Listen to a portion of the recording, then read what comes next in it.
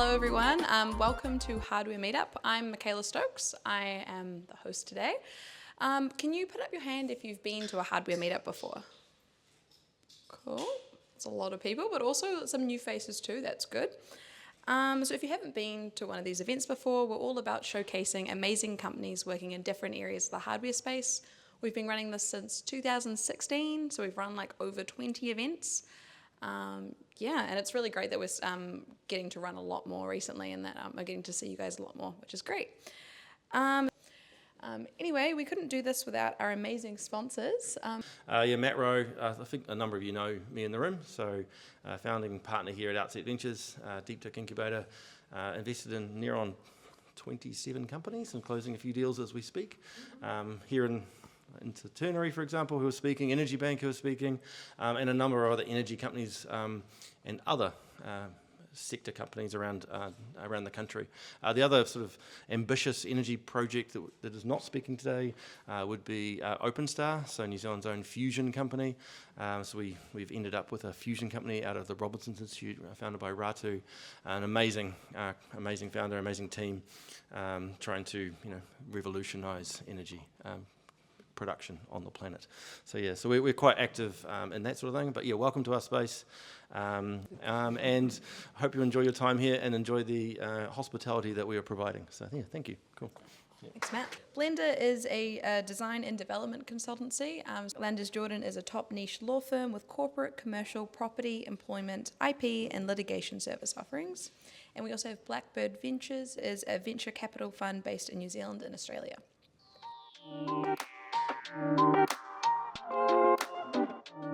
So now we're going to have our first speaker, which is Tim from EnergyBank. Cool. So Tim, thank you for joining me today. Could you tell me a bit about EnergyBank and what you guys do? Sure. So EnergyBank is a deep tech startup, possibly one of the deepest tech startups in the world. We are developing subsea energy storage technology for the floating offshore wind market, which is a pretty emergent, market.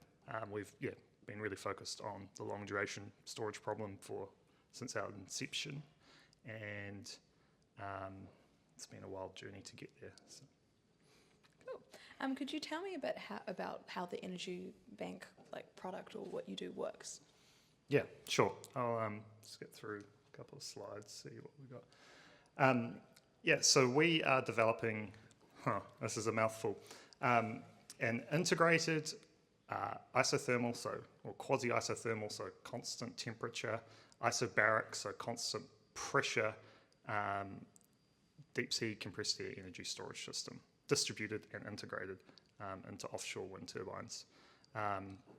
So that's the kind of overall system. The bit which we're focusing on is basically these extremely high power density, high speed in-pipe or downhole compressors, which kind of enable the technology. And basically, that stores energy for a very, very long period of time, quite economically, and kind of can talk through the mechanism a little bit.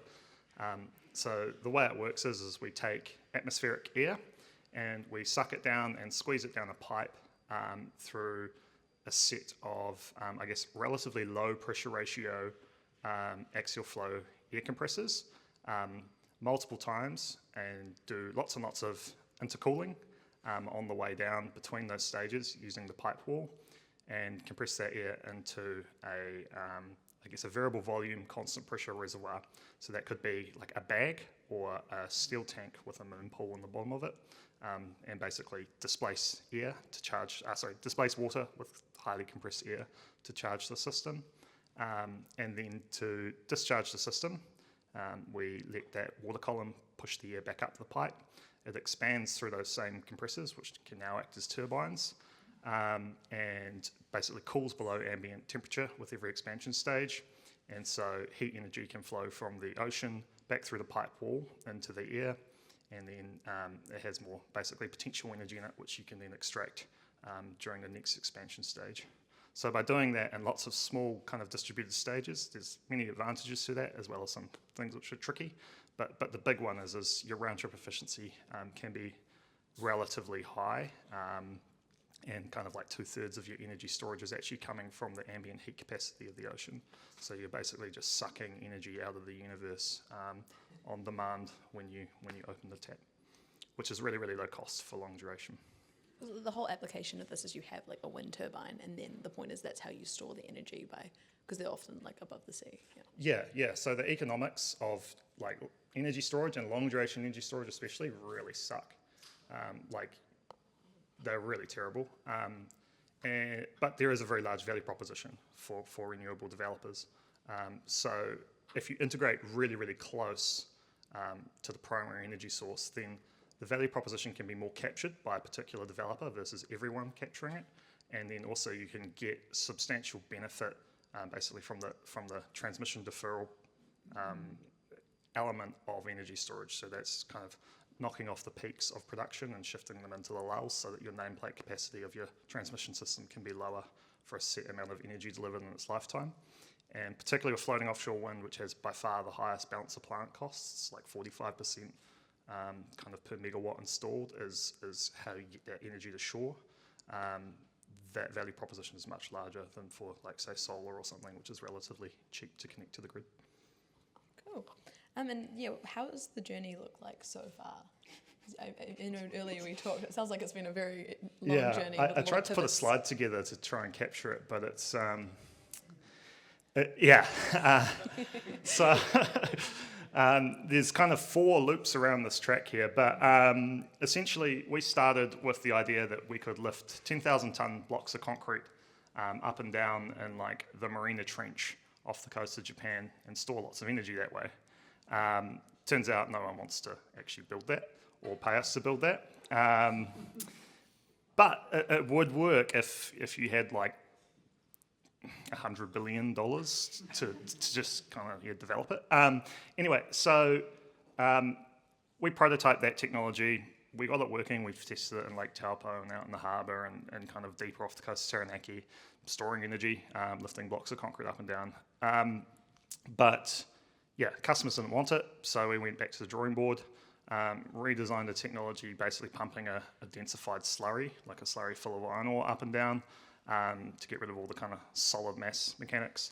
Took that to market, and basically one of the customers said, why don't you just push air down?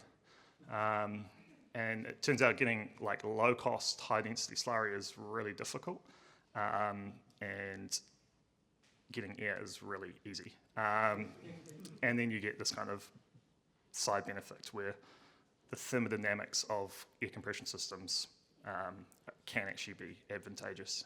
You can end up storing a lot more energy just through the thermodynamic mechanisms versus like the displacing water with air type mechanisms. So the journey's been crazy.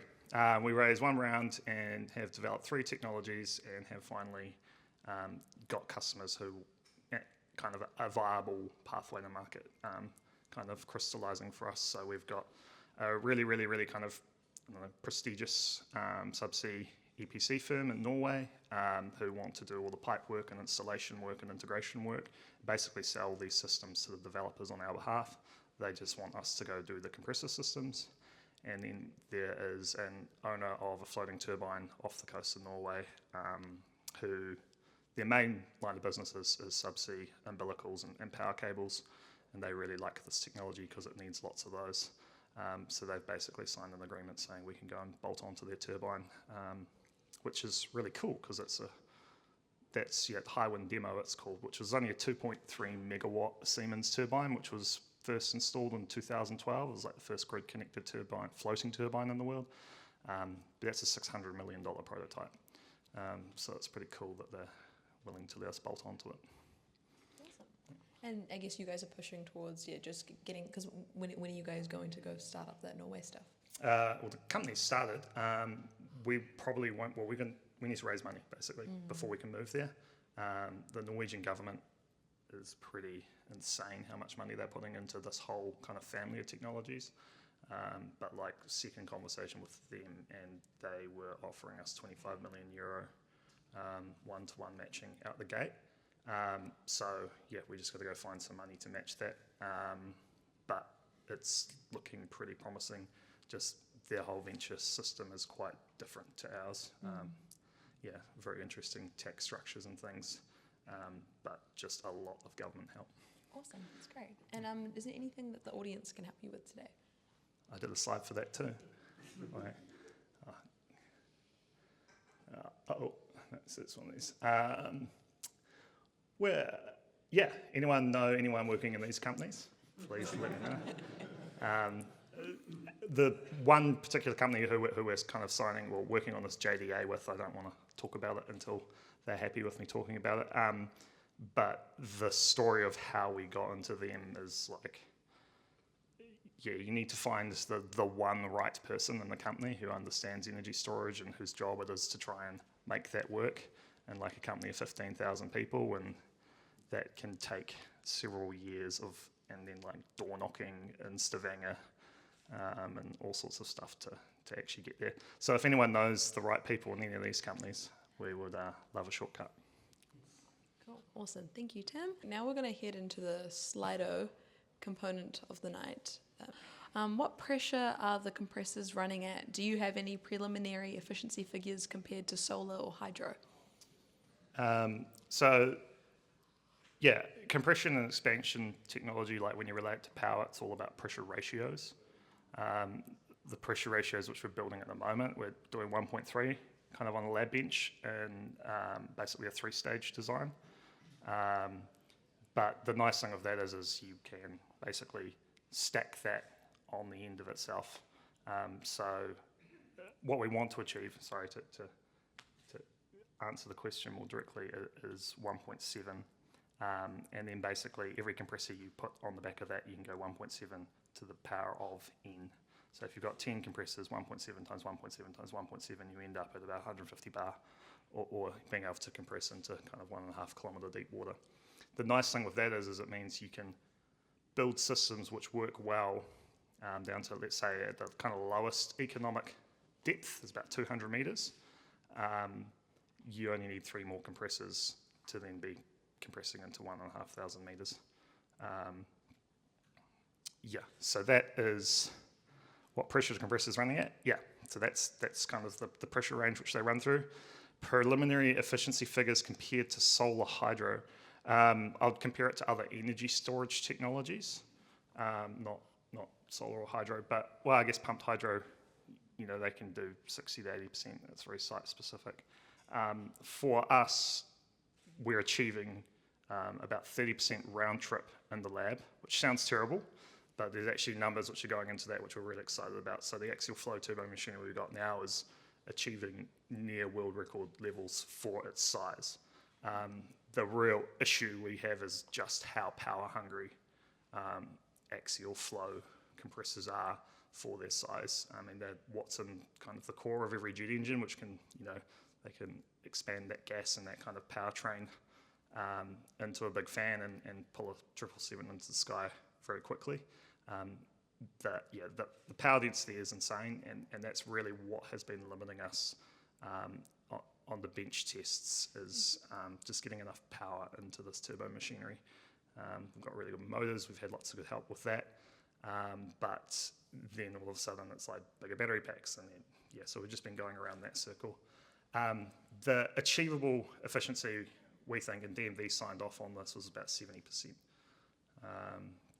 round trip efficiency. And that's really our number one technical risk. There is many storage technologies out there, flow batteries, hydrogen, pretty much every energy storage technology bar kind of the more standard battery chemistries is not making it to market and not working because of efficiency. And when you're burning half your energy, you need a really big consistent price difference with a low average price of energy to make storage economic. Awesome. Remember, you can upvote questions too. So if there's a question that you like, you can. Sorry, I probably went a bit long on that. Is this viable in very deep offshore wind installations? Yeah, well, if the offshore wind installation, we're more viable in deeper water than the offshore wind installations are. So the deepest ones which are under development at the moment are about 1.2 kilometres off the coast of California. The sweet spot for floating offshore wind is about 500 meters. That's where the mooring lines kind of work nicely. They're not too tight and not too loose. And that's also kind of our sweet spot as well. How much does your tech add to the capital cost to stand up an offshore farm? Is the break-even timeline good? Yeah, nothing. That's the nice thing. So we can take away just as much cost as we add in terms of balance of plant, so like HVDC link, etc. Basically, you can take a gigawatt link and turn it into 500 megawatts. All the transmission constraints, which all the projects are running into around the world at the moment. Basically, we can take away as much nameplate capex as we add. How often do the compressors need to be overhauled? What's the cost of this? That would be very speculative. No, we're aiming for like a 5-year overhaul time frame. The biggest factor which we're really struggling to see how we could make that any longer is literally just erosion of basically like a super duplex stainless steel compressor blade. They are going to ingest salt and stuff occasionally. We've actually been ingesting bolts with our ones lately. So we've resorted to duct taping certain components up rather than bolting them up. But the blades, they chew through steel bolts really nicely, which has really surprised us. Cool. How often did the compressors... Oh, wait, no, that was what we just asked. How are you thinking about IP? That's a great question. Yeah, so the high efficiency and extreme high power density component is where things start to get pretty novel, how you actually implement that. We haven't begun implementing that or proven it. But that pathway and kind of how we lock that up, we're really just planning to keep quiet about how we do it, have a limited number of EPC firms who we interface with, and then basically sell the units only with O&M contracts, which is standard already for kind of offshore hardware. And then, basically have them black boxed and locked up down a hole, where we're the ones who pull them out and maintain them every 5 years. Awesome. What have you learned about the marrying customer market validation with your technical hypotheses? Marrying customer market validation with your technical hypotheses. The first 5 seconds is really, really important. So I was really proud of myself. I started the company. The first thing I did was built a bunch of market simulations. We've always kind of in our design loop started with real world data on what does the market want, and that's driven basically the technology specifications. There's so many kind of energy technologies out there where it's some cool idea and then they're trying to cram it into the market. So we've always kind of started with the market designing the technology. The customers themselves don't seem to understand the market that well. They're really just looking for a technology to cram into. They're just ultra risk averse, I guess, has been the number one learning. So how you marry that up or find that customer relationship and get it going is just a lot of persistence, and then being really careful about how you present your technology in the first instance. So I think the image we showed in the slide deck, that's like this fully integrated version. We don't show customers that. We show them the most basic implementation possible of it. So like a standalone bolt-on steel riser, just putting as much vanilla technology into the concept as possible, which they've seen before, are comfortable with, and then slowly introduce them kind of to the potential once you really start integrating things and de-risking things, I guess.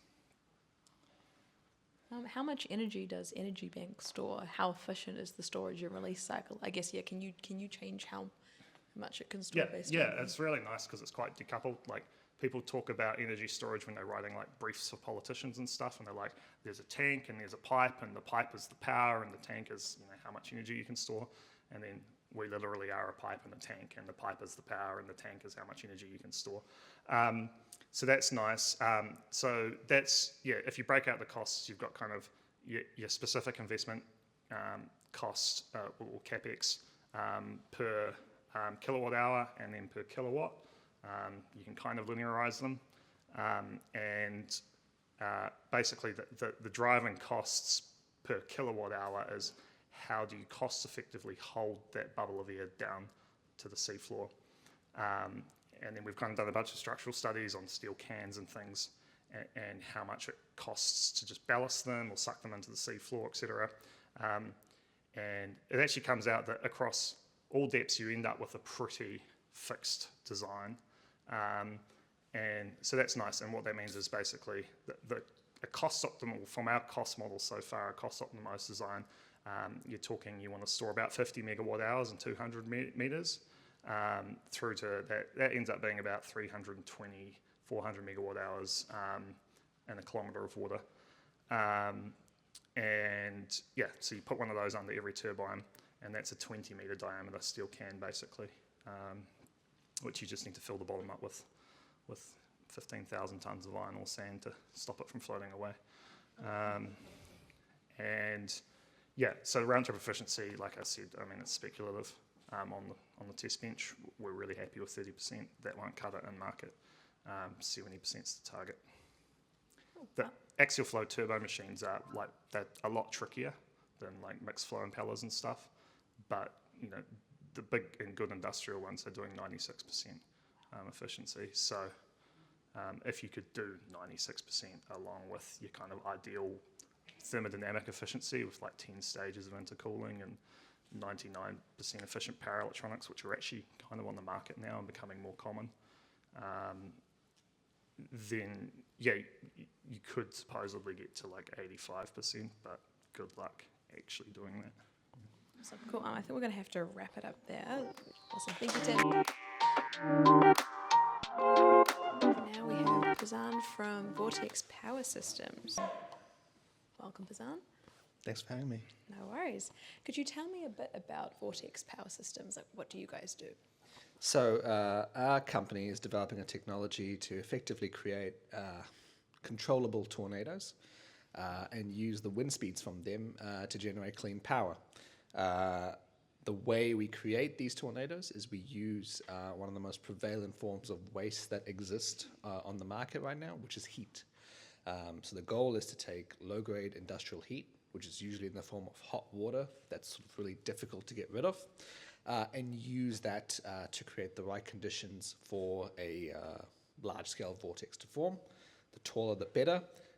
And then we use the wind speeds that vortex produces to turn a turbine and generate electricity. That is amazing. Okay, well, how on earth do you make a controlled tornado then? Well, I How say does that work? I say tornado, but where's the clock? There you go.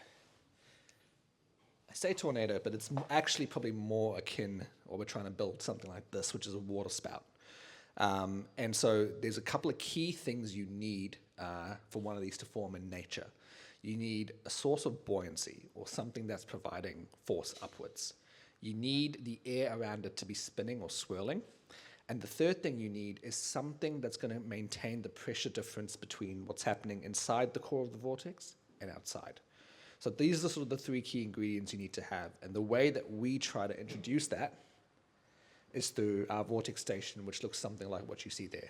I like the trees. So the general concept is we take hot water and we spray it in the center of the station there. When you take hot water and you spray it at a high atomization, you're going to saturate the air, kind of like what we're seeing out here at the moment.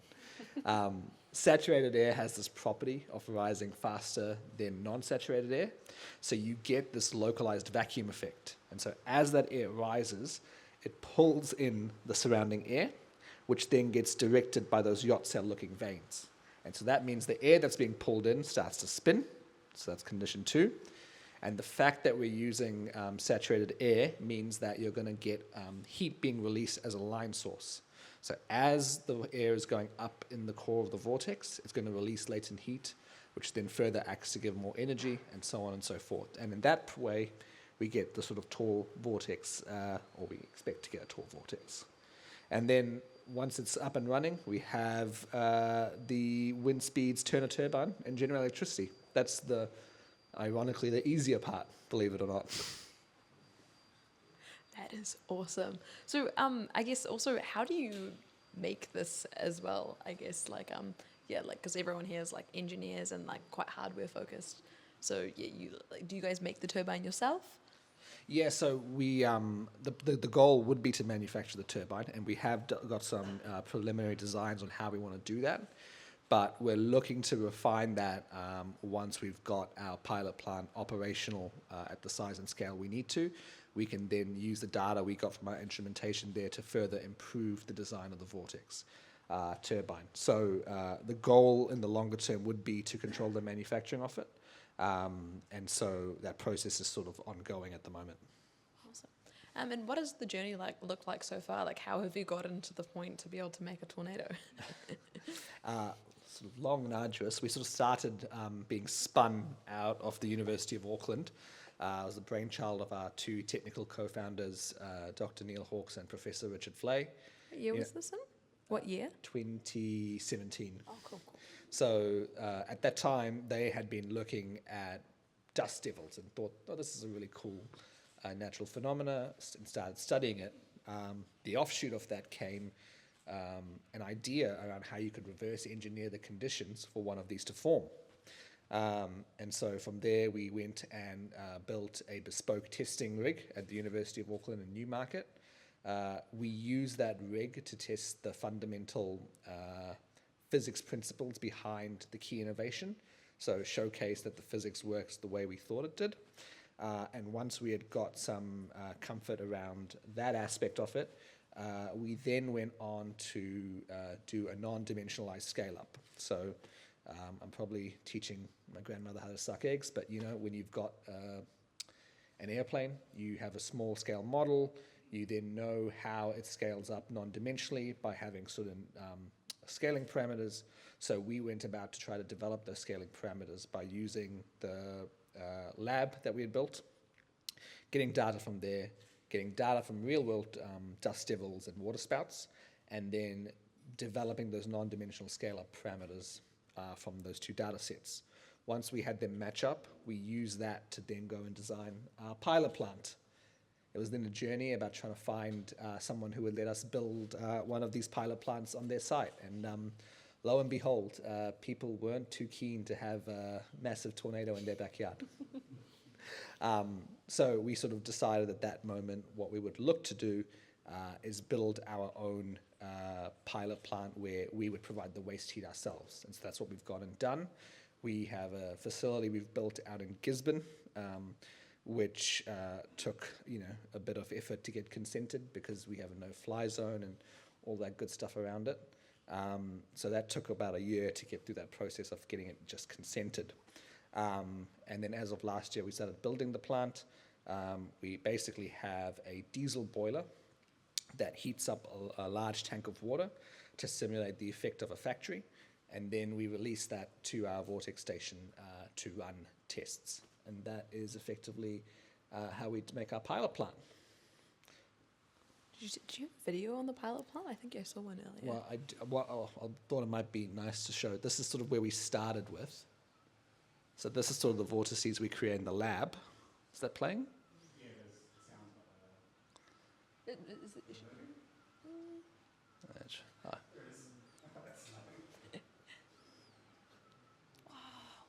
Tornado. Cool. So it doesn't look like it's actually playing. I'm not sure. Temperamental videos. Can you give it another try? Oh, yeah, there we go. Moving tornado. So these are the sort of vortices that we created at our lab at the University of Auckland. And then this is where we currently are now at our pilot plant in Gisborne. So just for context, those vanes are about 10 meters tall. Wow. That vortex is about 70 meters high. We would like to get it a lot taller, and the key to doing that is getting it to spin faster. And that's sort of been one of the primary challenges we've had to date, is when you take it at large scale, forming it becomes this sort of chicken and egg sort of dance where we're trying to get enough buoyant air concentrated so it creates a strong vacuum, And the way to do that is to have a faster spinning vortex. The way to get a faster spinning vortex is to have more concentrated buoyant air, so it pulls in more. So that's the sort of chicken and egg cycle we're currently stuck in and trying to break out of at the moment. Could you go back a few slides to when you had that cool diagram with everything? So yeah, so basically what's happening is that the like air just in the air is getting sucked in. Because do you need like a big startup amount of energy to get this to start running? Well, this is what we've sort of come to the conclusion through our commissioning process, is that there probably is a high activation energy you need, kind of like starting a car, where we need to get a little bit of extra juice in the first instance to be able to pull it in more than probably what it needs, so it can shoot up, and then once it's at a certain height, it can sort of look after itself. But it's getting it to that threshold and figuring out how much energy we need to do it and how we can actually deliver that energy in a way that is, concentrating that buoyancy. That's the sort of key challenge we're facing at the moment. Yeah. And then the whole concept is then you put you can put some, you have a turbine there that spins it. Yeah, correct. And so as the air is being drawn in, it passes the turbine and shoots up. And so that change in momentum is what is the driving force behind the turbine. Awesome, cool. And then I guess what are you pushing towards? So yeah, you're getting your pilot plant set up and working. Yes, so getting that working is our key milestone. I think, from our interactions with the market, there's this perception barrier that needs to be overcome, And I think once we can showcase that we can build and produce one of these vortices at size and scale, that unlocks a whole different type of conversation for us. These conversations go from can you do this to, oh, how does it work? And how does it work is a hell of a lot of an easier conversation to have than can you do it? So yeah, what's your goal for at the pilot plant and for after, I guess? Yeah, so we're currently, this is what I've sort of been harping on about. This is the issue we're currently at, is that for some of the more technical guys in the room, there's sort of two things we're trying to maximize here. We're trying to get as much circulation as we can around the vortex, and we're trying to get it as concentrated as possible. Now, these two non-dimensional numbers, the Freud number at the bottom and the Rossby number at the vertical, they're basically measures of these two things. And so that circle over here, the red circle, that's where we currently are with our pilot plant. We need to be pulling it down. And so to be able to do that, we need to find a way to make it concentrate more. And so that is our primary challenge. And so that's one of the things we're sort of asking to the group of talented people in the room. If you've got ideas on how ways we could do that, we'd be more than happy to listen. Awesome. I remember that Freud number from my aerodynamics papers at uni. Cool. And then do you need any help from the audience today, I guess? Yeah, I mean, we're always looking for parties that are interested on coming on the journey for investment's sake, but also just people who are interested in the technology in general and want to come along this journey with us as well. So, we're sort of open to everything, really. Awesome. Yeah, it's a very unique line between thermo and aerodynamics, which is... It's unfortunately both, which is part of the problem. It's not just one hard sector of physics, it's both of them. Yeah. Awesome, thank you, Perzaan. So now we have question time. Will it work in windy conditions? Starting up might be tricky in windy conditions, but once it's up and running, it can work in windy conditions. How windy is related to how big the vortex is. So the core acts like a solid body in rotation, and so the bigger the size of the vortex, the more it can withstand side winds. So actually, this scales up really well. If you get a massive one, it's probably getting a close to base load level of capacity factor. But at a smaller size, it probably won't be as much. So the long answer is, it depends. I have a question. So, tornadoes, they sound kind of dangerous, How safe is this? So, yeah, we get this question a lot. And I think the analogy we like to give is if I had a pool of oil right here at the bottom and I lit it on fire and I just gave it a massive gust towards you, you'd be terrified because you'd think the fire's going to come towards you. Whereas if I held a candle right now and I said I was going to blow it out, none of you would sort of flinch. That's the sort of the dynamic. You know, tornadoes, cyclones, those sorts of storms are like just very diffuse sources of energy. So they move where the energy moves. So if I blow, it'll go that way. Whereas on a candle is a point source. And that's sort of the way we've designed this station, is that it's a point source. So all the conditions that are required for it to work exist on the station. As soon as you move off the station, it stops persisting. Could you bolt it onto a geothermal site? Yes, absolutely. There are complications with that, obviously, with working with geothermal brine. It is a very mineralized fluid.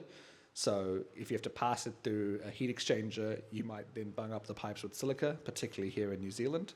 But all of that is to say it can be done. There's just some technical challenges that you have to overcome in pre-processing first.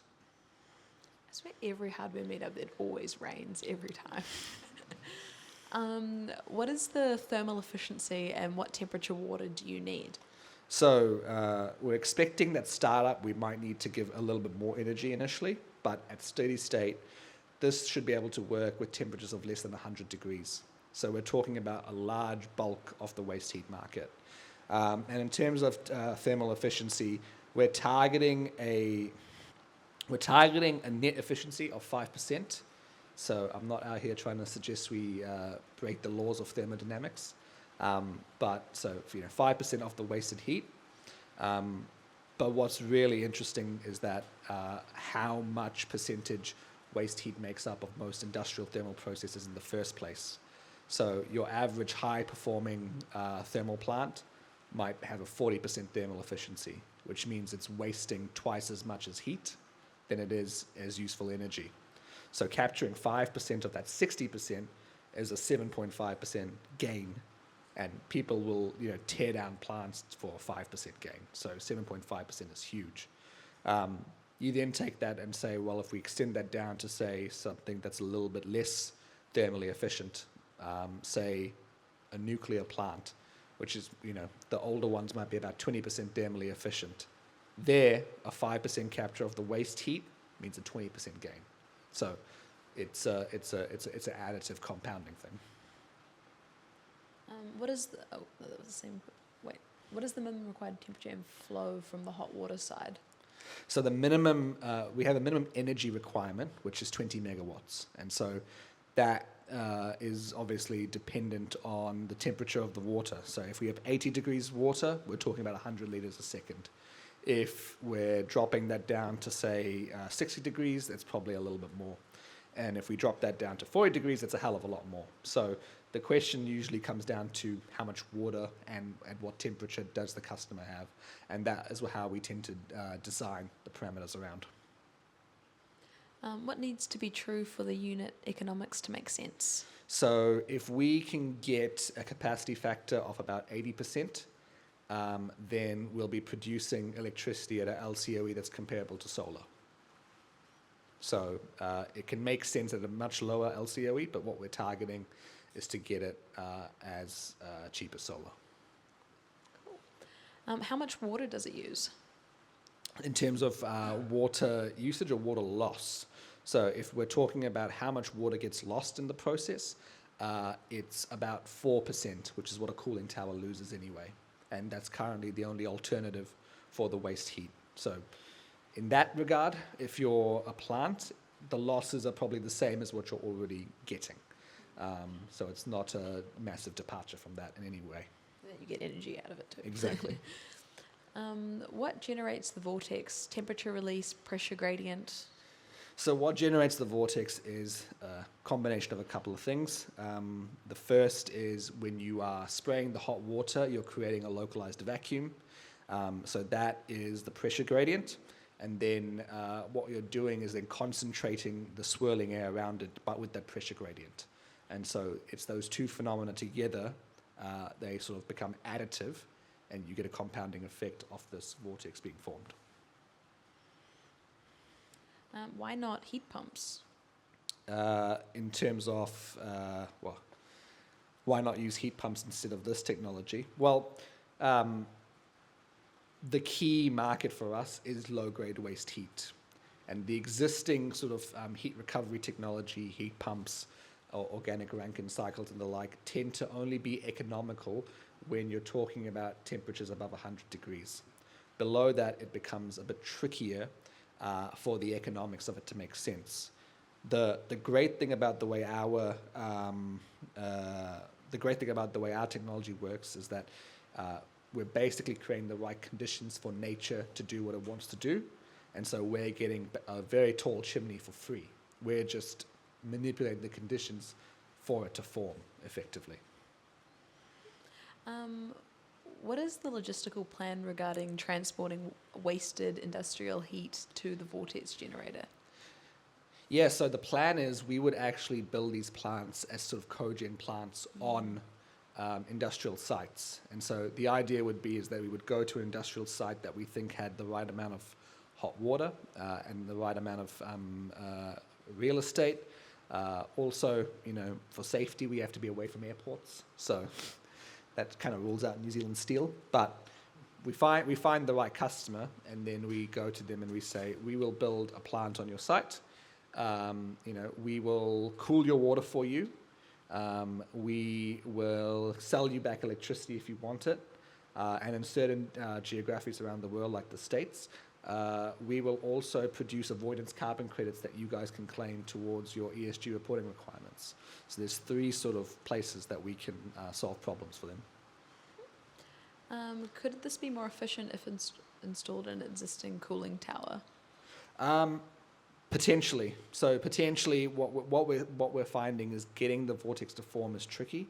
And one of the things we are now exploring is, does protecting it within an existing cooling tower allow it to form a lot easier? And so if that does end up being the case, then certainly that's something we would look to do. Why is hot water so hard to get rid of? Well, it's not necessarily hard to get rid of, it's just costly to get rid of. The current existing ways to do it are, you can dump it in a river and kill all the fish, or you can send it into an evaporative cooling tower where you have to pump the water into up a tower and let it spray over a large area and let the water cool and pump it back. And all of this you're doing to return the water to the ambient temperature. So that's all a massive capex and opex cost that you just have to bear just to be able to run your industrial process the way you want it to. Is there a risk that the vortex would be disrupted by a turbine that generates enough energy to be economic? Potentially. So there's a balance about it. We'd have to balance the inertia of the turbine. And so unlike regular wind turbines where they have a sort of slow RPM and a high inertia in the generator, we'd be the complete opposite. We would have a fast RPM turbine and a low inertia, so that we're trying to, not disrupt the vortex flows or make it difficult in any sort of way. So, we'd be targeting our RPMs at about 2,000, 3,000, rather than what a traditional wind turbine is, which is, 5, 10 RPMs. Is it noisy? The vortex itself isn't noisy, but the pumps might be. But that being said, the goal would be to locate these on large industrial sites, which are pretty remote and noisy anyway. So would it be compounding? I don't think so. We initially thought this would be a huge problem, but most of the customers we speak to, their attitude is, well, there's no one around for miles anyway. Okay, probably last question now. I'll give like a second for if people want to vote to decide the last question.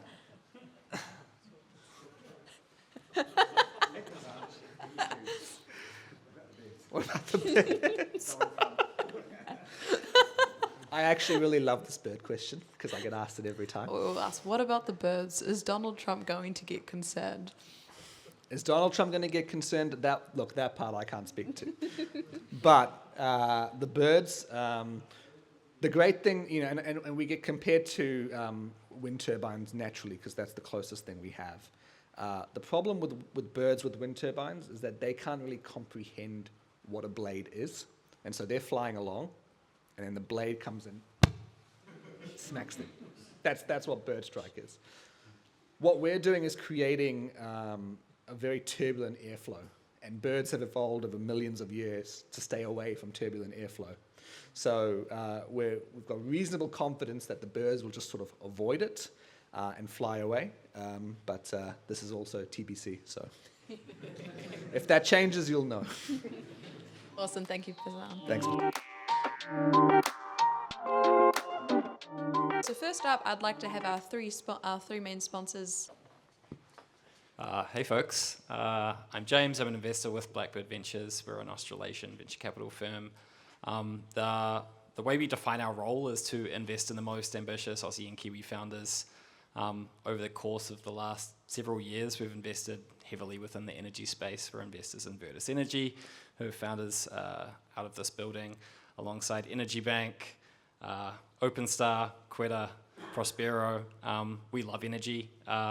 And we love hardware. So yeah, if you are building anything, nothing is too early. Our home is investing in pre-seed, seed stage startups, but we are capitalized to invest all the way along your capital journey. $1 billion across the last round of funds. So yeah, it's a little bit about us. Speak to you soon. Awesome, thank you. Hi everyone, I'm Anna. I'm with Lowndes Jordan. Our friends know us as Lojo. We are a law firm and we provide services to a bunch of companies, but particularly to startups. I love working with startups. I worked at LanzaTech for about 8 years, kind of deep in the trenches of getting stuff done. So I kind of know, I feel like I can kind of relate to a lot of founder struggles. But anyway, we will help you out with any of your legal needs. I'm personally here every Thursday, last Thursday of the month. So if anyone wants to pop by and just ask a question, no commitment, no fees, I'm happy to have a chat. My name is Gordon, and this is Jason. We're a part of Blender Design. We are a design and development consultancy, helping people realise their ideas, from helping them straight from strategy to design, engineering, and to manufacture. So helping people carry their ideas through the whole process, and whether it's software or hardware or furniture, anything. Electrical, anything. Anything comes through our door, we're happy to have a chat and see how we can help. And it might not be straight away, but we'll definitely give it a go. Tēnā koutou katoa. My name is Morgan Dolphing. After 2 years doing management consulting with Boston Consulting Group, telling executive committees of large organisations across Australia and New Zealand how to do their strategies, I'm on the hunt for my next role, which will help me, dig a bit deeper and actually get things done rather than telling people to do things. I have a chemical engineering degree, so between that and my experience with BCG, I'm a true generalist, and I'm really keen to get involved with a company whose mission I believe in and whose team I can really get along with, I think I can learn from and work well with. Feel free to come hunt me down during networking anytime. Thank you. Hey, I'm Sam. I'm at Rocket Lab. We're an end-to-end space company doing launch and satellites. So we've got our small launch vehicle Electron, which is flying currently about 20 times a year. We're working on a larger launch vehicle Neutron, which is 14 tons to low Earth orbit, in development, as well as satellites. We're hiring. I have 2 roles open in my team at the moment for production automation, so testing avionics components, for qualification and acceptance testing. But if you don't want to work with me, we have about 60 open roles in Auckland, I think, at the moment. So come and talk to me. We'll find something for you to do. Awesome, thank you. Hello. I'm Ray. I just founder of one of the company is just recently. We are quite early stage. It's an AI-powered agricultural drone. We also develop the AI-powered smart docking system. So one of the unique things for us is that we're able to fly the drone for 6 hours with the smart docking system. So most of the drone is currently in the market is they can only fly for 15 to 20 minutes. But we also develop the cell system that can do the fast charging. We are quite early stage, and we are looking for investor to come in. Just quite a few government organizations helping us at that moment, but we really need the investor at that moment. We have 4 people teams come from electric engineering, software designing, software and other side, but we'll be looking for more people to work on this project. So definitely looking for the raising the capital for our project at that moment. and we have big market opportunity. We also talk with a lot of people. It's $1 billion market opportunity. We have built market validation. We can really show that how big is the market. It's quite a big market out there. Thank you. Thanks. So if you guys met me last time, I was at the last one. I am a freelance sort of embedded electronics person. Anyway, I do lots of PCB design. So there's something I prototyped last time and was able to give a few away. It's so cool. I I made want some one. more. So these are little USB cable testers. If I can untangle the bloody cables. Are they still on business cards at the Yeah, same they're time? all business cards. So I've actually finished a couple of projects. So if anyone has freelance electronic stuff they want done, these are business cards. Unfortunately, JLC PCB solved one of the LEDs backwards, so I've only got 15 of them, not the full 30. There we go, put it in. It tests all the conductors in the USB-C cable, so you can get, and this one's actually got a lightning thing, so if you have an Apple iPhone, it can now test that cable as well. Anyway, I think that's everything. Cool. I'll be over here, so if you want one, I've got some. I would like one, please. Yeah. There you go. Oh, sweet.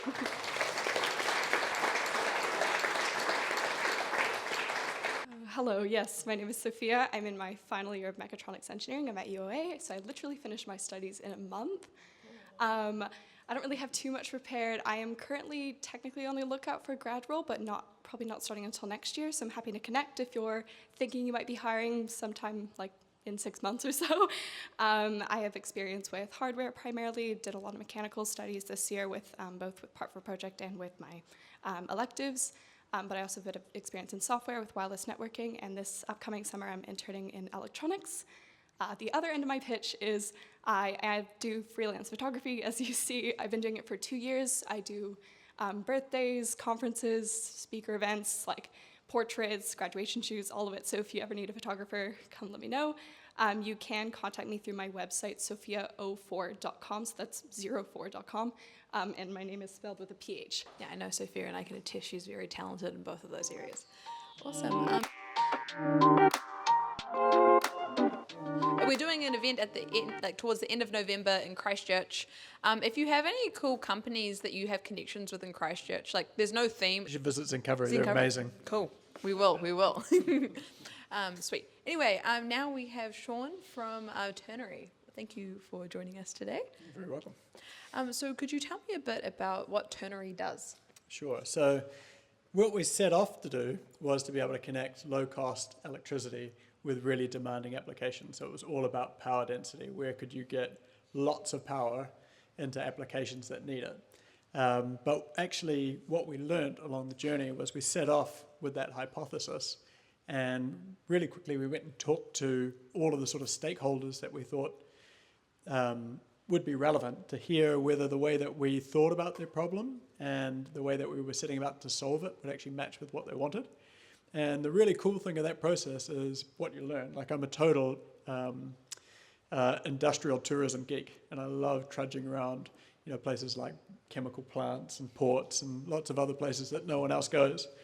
And what we learned out of that was that actually, batteries suck for anything beyond a Tesla in terms of if you've got, big energy hungry applications. But what's even more challenging is the infrastructure.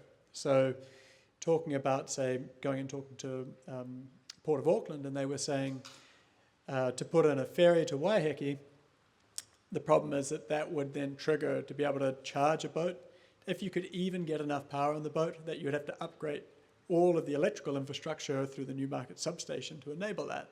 And that just wasn't going to be feasible.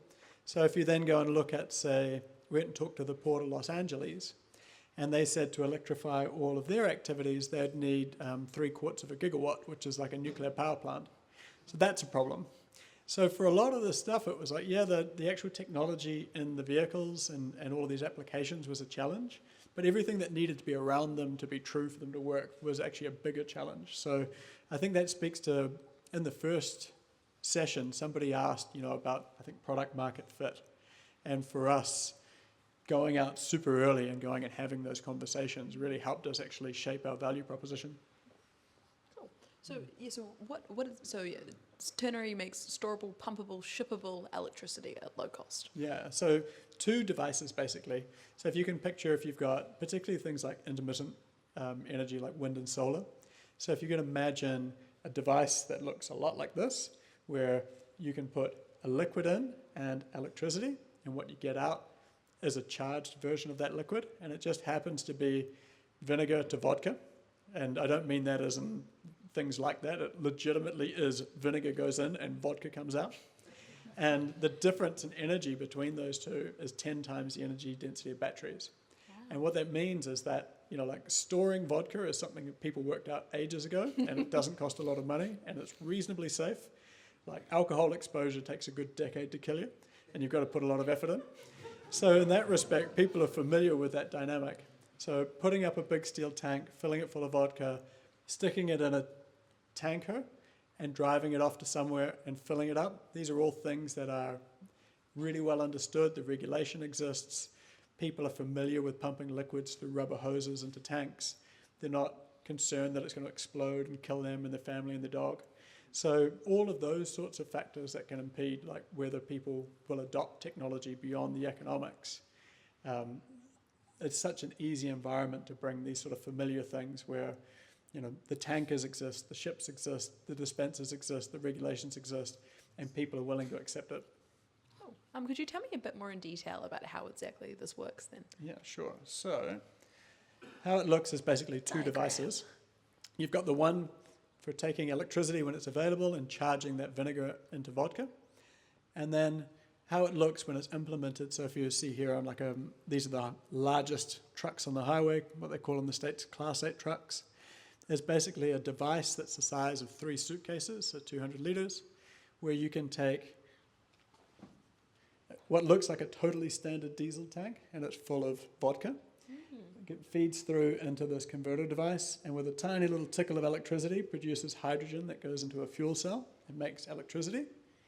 And then what comes out is vinegar. So if you can imagine a tank that's totally full at the beginning, and as you drive along, there's like a flexible bladder, and the other side fills up with vinegar. You pull into the depot at the end of driving your 1,000 kilometers and hook up what looks like a pretty standard rubber hose, but you're recovering the vinegar at the same time that you're filling the vodka. Cool. And how do you make this kind of device, I guess, that does this? Yeah. So one of the things we were really keen about was achieving this with as little innovation as possible. And so one of the first things we did was look at what's a similar device and how are they manufactured.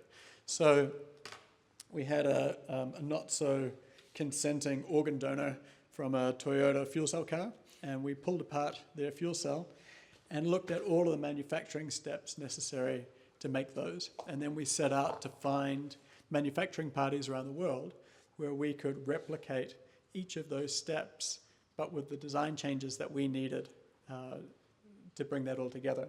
And so this is the bench scale unit that we're testing at the moment, and this is effectively made up of a whole pile of cells. So every cell is the same, and in there's basically 2 catalysts sandwiched in with some electrodes and some membrane, made through all the same manufacturing steps. In fact, I think I've got a picture of some of that magic happening. So here's an example. So this is what's called a roll-to-roll system, where that grey stuff is carbon paper, and then that black stuff is getting pumped in through that tube. It's basically an ink with catalyst in it. So this is how they make fuel cells. Thanks, Dave. Appreciate it. So this is exactly what's being practiced at scale in manufacturing. And so what we've shown is that we can pump in our special ink, use all of those same steps, and the scale-up risk of being able to implement this commercially is mitigated as a result of being able to show that we can make the catalyst through a third party, which we're doing in the UK, that we can take it across, put it in these roll-to-rolls in Seattle, and then bring all those pieces together and put them inside an off-the-shelf cell assembly, stick them into these stacks, and then integrate them into electric mobility. Awesome. Did I see some stats before about how much more efficient it is or something in your slides? Cost is a big one for us. So basically, lots of people love sustainability, but everybody loves cheap. So, a sales proposition where for a lot of the sectors we're talking to, they're saying we've made commitments to decarbonize, and how do we do that without going broke? And so this is quite a unique proposition where it can bring a lot of benefits. Financial, yes. For applications like mining, there's a mine in Western Australia we're looking at. They bring in 250 million litres of diesel a year to run their equipment. So when we showed them this, they said, this is actually a supply chain innovation, because all of a sudden we don't have to move these gargantuan volumes of fuel to site. We have 4 gigawatts of wind and solar already on site. The issue is that we can't connect that energy through into the big haul trucks that we need to move. They're 2 megawatts each, which, to give you a sense, is like the power capacity for a small community in each truck. So where they said, if we fill the entire thing with batteries, we get 1 hour of operation, but then we're not actually moving any meaningful amount of product, so we've sort of defeated the purpose. What would you say the journey has looked like so far? I think what's interesting about this journey is, for me, innovation is always about the collision of different sets of experience. So for me, I started off, I've done the last 15 years have all been in sustainable fuels and materials, but I'd come from mechanical engineering into biofuels like biogas for heavy vehicles and this sort of thing, and then wound up going through into hydrometallurgy and starting a business for the recovery of materials to make quality of life products. That got me into being a director at Zincovery, best business in Christchurch, whose co-founder is a professor in electrochemistry. And so I started spitballing some ideas with him about some experience from gas fermentation at Lanzatec, and saying, could we do this chemical reaction that happened in the bacteria electrochemically? So the likelihood of all of those experience sets coming together is quite unlikely. But when you do have this collision of different experiences and different backgrounds and different interests, then really interesting stuff can come out of it. So yeah, when did the company start then? We started last October. Oh, wow. Yeah. And so you gained capital and stuff, and then you've now made a bench prototype and everything? Yeah, so the story started probably in February of last year, thereabouts, maybe a little earlier. And then quite quickly we went out, talked to a bunch of stakeholders, tested the idea, built some models, could see that it really had some legs. And one of the other co-founders, Sean Simpson, had just returned from Chicago. He was pretty excited about it. So myself, Professor Aaron Marshall, Sean, we're sort of looking at it. Got an approach from Angus here at Outset, said, heard you're working on a really interesting idea. How much money do you need? So I thought, okay, we better stop talking about it and actually do something. That was in October. We took a lease on some space downstairs. It was empty in Christmas time.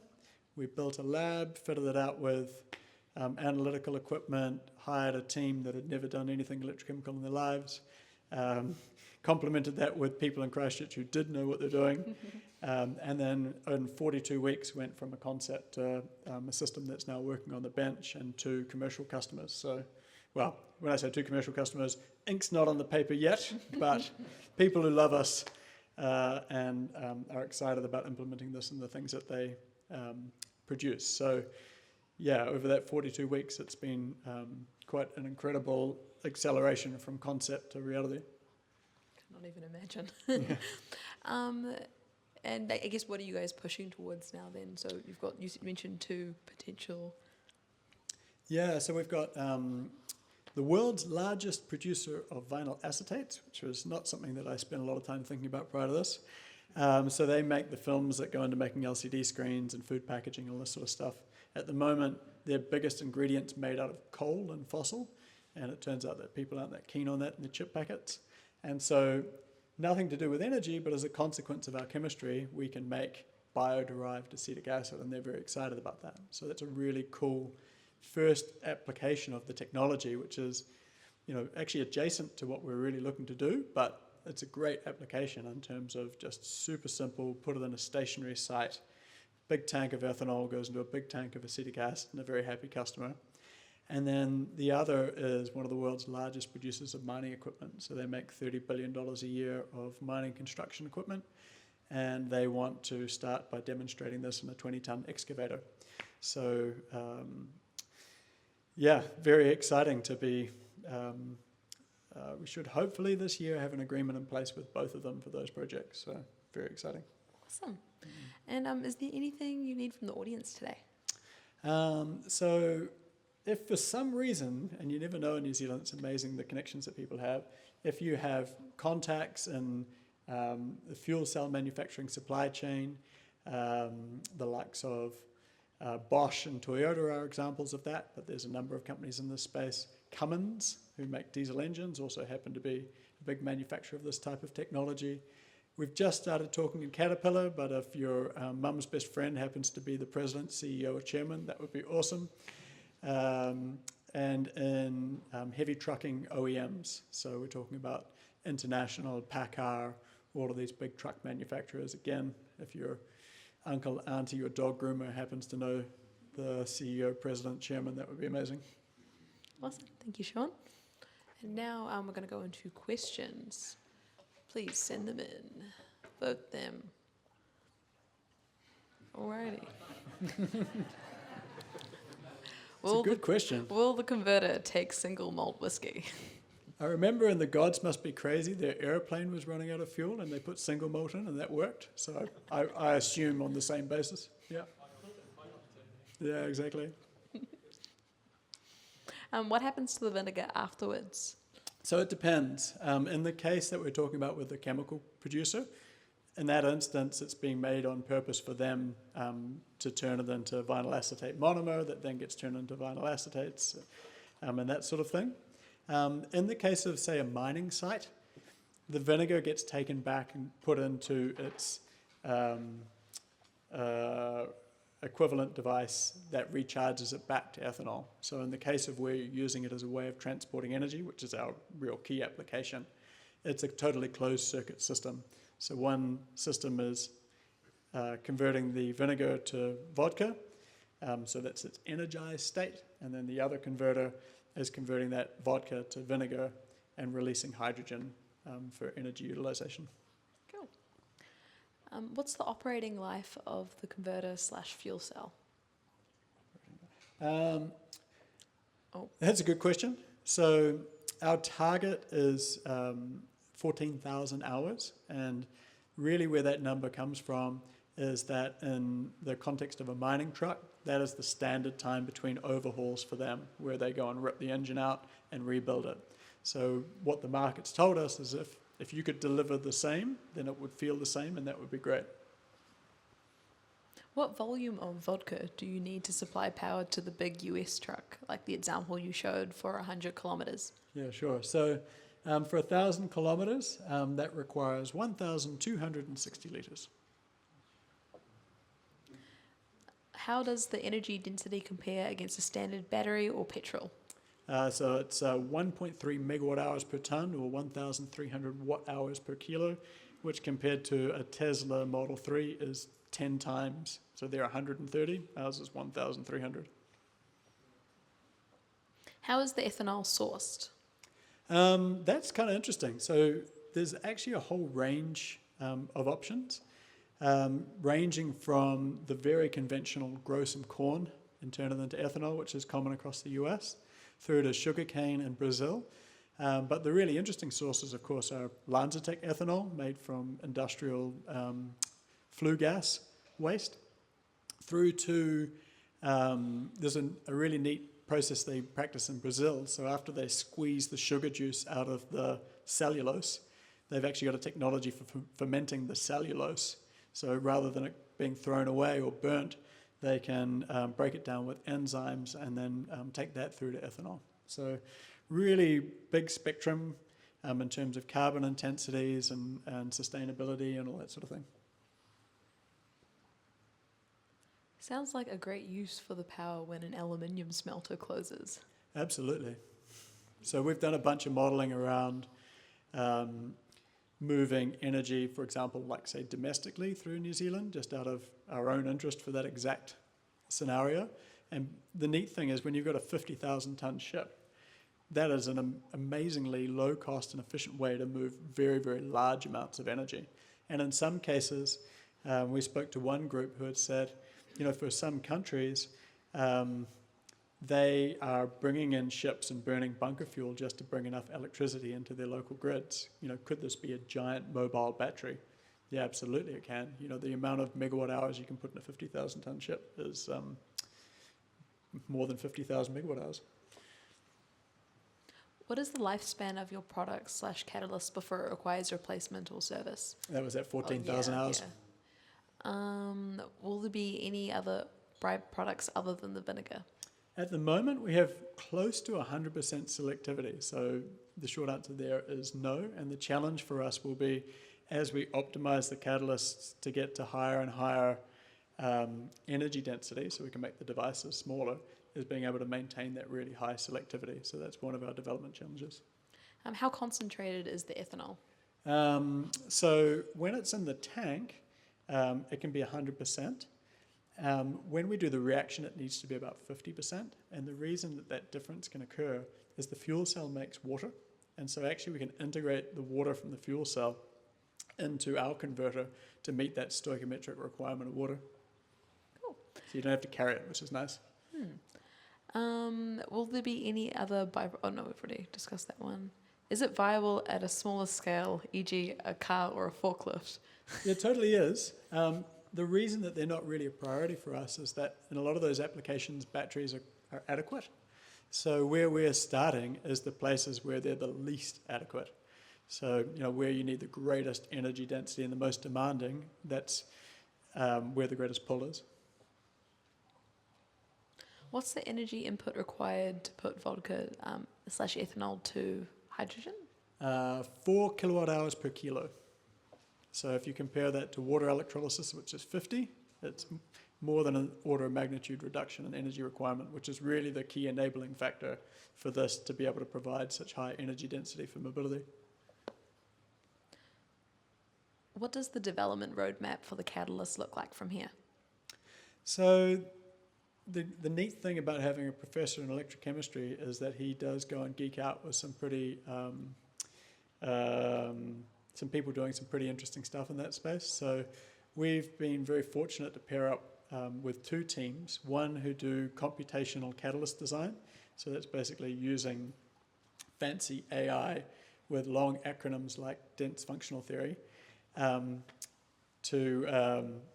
be able to computationally design these, which is interesting, but then the next thing is actually reducing that to practice. And so that's where this other team in Germany come in, where they can actually produce these arrays of catalysts and put them through high throughput screening. So in a single pass, we can evaluate 200 catalysts. So the model can evaluate 1 million candidates and then spit out its best guess, and then we can screen rapidly through 200 at a time, and then take out the top candidates from that and then evaluate them at a larger lab scale. So a lot of this stuff is like the computational catalyst design is only 24, 36 months old. So these are really, really, freshly available capabilities. The company that does the high throughput screening, we are their first customer. So, it really is the sort of bleeding edge. The cost per megawatts versus batteries, hydrogen fuel cells, etc. So I guess cost per megawatt versus I'm going to guess that they mean energy rather than power, the whole sort of tank versus pipe thing. So if we talk about versus batteries, what's really interesting is the cost to actually get energy from where it's produced to where you need it. So if I take some examples from Texas, where the energy is probably the cheapest, certainly in the States. So the power purchase agreements at, say in Dallas, the wind turbines around the outside of Dallas are $35 a megawatt hour. But by the time it's actually delivered 80 miles away at a truck site, then it's $160 a megawatt hour. And so all of that cost is the transmission and distribution costs of that grid to get it there. So in our case, we have a 32% round trip efficiency. So you need roughly 3 of those. So at $35 a megawatt hour, you're talking about $100. And then actually by the time you've put it in a tanker, driven it there, filled it, and taken all of the other OPEX costs, it comes in at about 130. So you're talking about 16 cents a kilowatt hour, whereas we can do it for 13. So kind of counterintuitive that you could actually do it cheaper through a truck driving down a highway than you can through a cable. How fast is the recharge? So if you take a standard rubber hose like you use at a petrol station, using this technology, that's the equivalent of an 8 megawatt charger. Cool. What is the catalyst being used? It's a secret. Thank you very much for your time, Sean. Pleasure. Awesome. Well, that kind of wraps everything up. Thank you so much for joining us tonight. So first of all, thank you very much to our sponsors, Outset, Blender, London's Jordan, and Blackbird. We couldn't do this without you guys sponsoring this event, so thank you. Next, also Divya's already left, but she was meeting you guys at the front. She's also involved with the organizing team, including me and David. So big thank you to Divya and also David too. Have a good evening. Thank you very much.